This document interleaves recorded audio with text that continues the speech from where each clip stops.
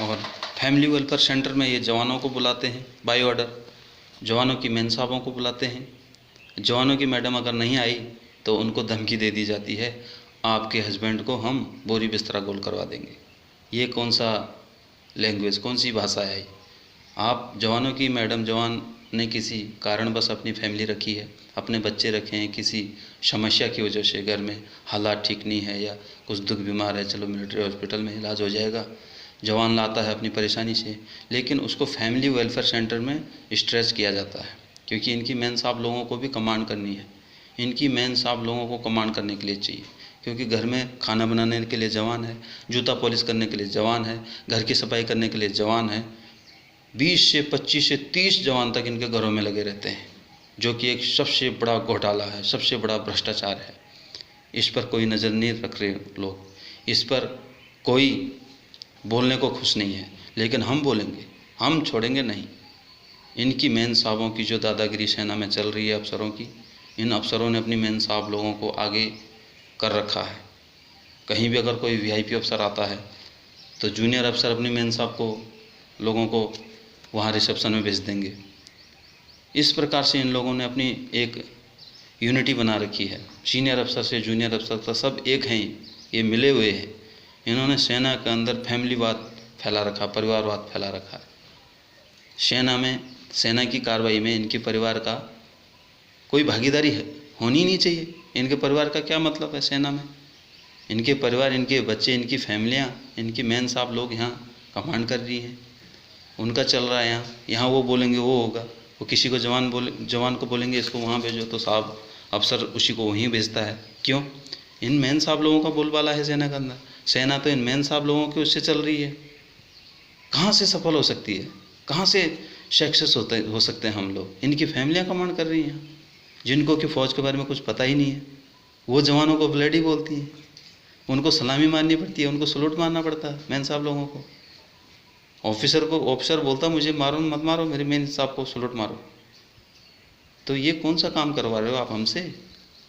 हम आपके मेन साहब को सलूट मारें तो आप भी मारो हमारी मैडम को सलूट। आप हमारी मैडमों को वहाँ फैमिली वेलफेयर सेंटर में डांस करने को बोलते हैं, आपकी मेन साहब लोग हंसती हैं। आपके बड़े सीनियर अफसर आते हैं, जूनियर जवानों की मेन साहब वहाँ डांस कर रही हैं, नाच रही हैं।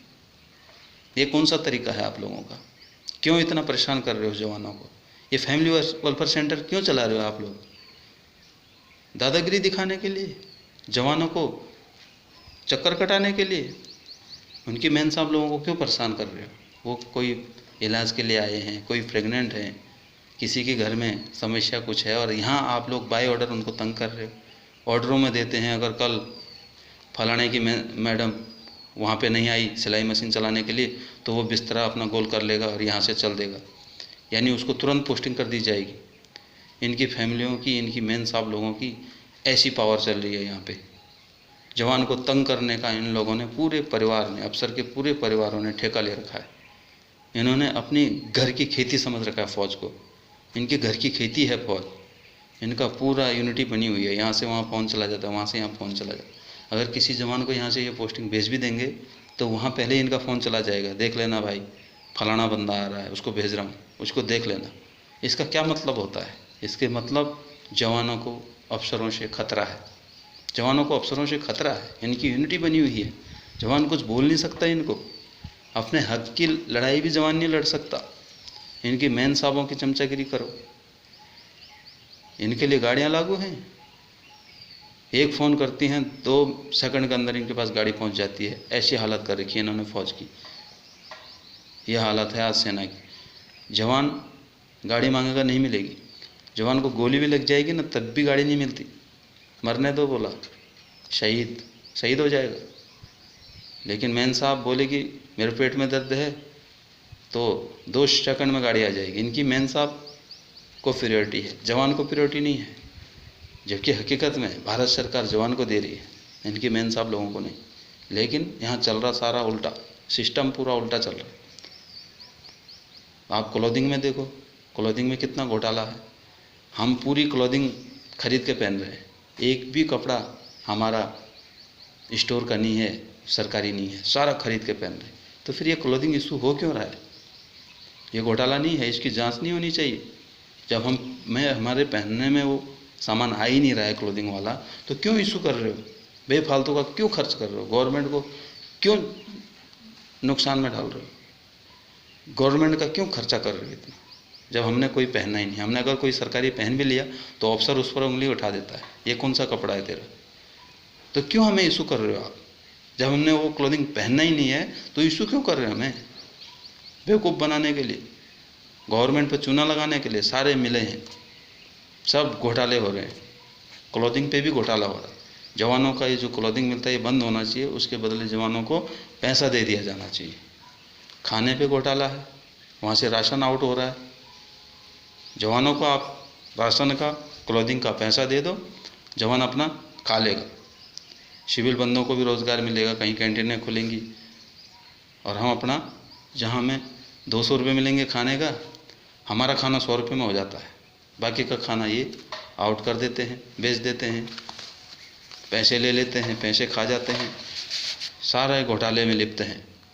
लोग बोलते हैं सेना में घोटाले नहीं होते, तो सबसे ज़्यादा घोटाले सेना के अंदर होते हैं, ये दावा कर सकता हूँ, क्योंकि इनको पता है यहाँ मीडिया आएगी नहीं, जवान मुंह खोलेगा नहीं, अनडिसिप्लिन में फंसा देंगे। सबसे ज़्यादा भ्रष्टाचार यहाँ है, सबसे ज़्यादा घोटाले यहाँ हैं। तो इसके लिए हम काम करेंगे, निश्चित ही ये सब बंद करना होगा। जो अंग्रेज़ों के समय से चला आ रहा सेना के अंदर, जो मिलिट्री लॉ सन 47 से पहले उस टाइम गुलामी का मिलिट्री लॉ चल रहा है, उसे ख़त्म किया जाएगा। और जवानों से जो गुलामी कराई जा रही है, जो अफसर कर रहे हैं, जवानों का अत्याचार कर रहे हैं, जवानों का शोषण कर रहे हैं, अपने सारे निजी काम जवानों से करवा रहे हैं। और जब पूरे जवानों को निजी काम में लगाओगे तो जो हमारा असली काम है उसे तो हम भूल ही जाएंगे ना। इसीलिए हम कहीं सक्सेस नहीं हो रहे, कहीं ऑपरेशन हमारे सक्सेस नहीं हो रहे। मुठभेड़ में हमारे जवान शहीद हो जाते हैं। जो एक हफ्ते हथियार चला के मिलिटेंट आता है वो हम पर हैवी हो जा रहा है। हमारा जन्मजात काम है हथियार चलाना, गोली चलाना, वो हम पर हैवी हो जा रहा है। क्यों?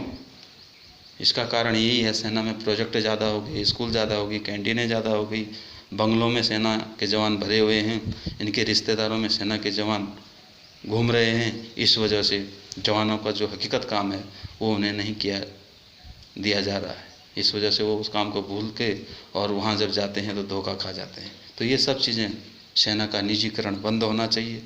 सेना का जो ये अपना फैमिलीकरण कर रखा है इन्होंने सेना का, ये बंद होना चाहिए। सेना के जवानों से सिर्फ सेना का काम कराया जाना चाहिए। ऐसा मिलिट्री लॉ बनना चाहिए, संशोधन होना चाहिए मिलिट्री लॉ में। और निश्चित ही भारतीय संस्कृति अपना स्थान लेगी और ये काम जल्दी से जल्दी होगा, हम सब लोग, आप लोगों के सहयोग से। जय हिंद, जय भारत।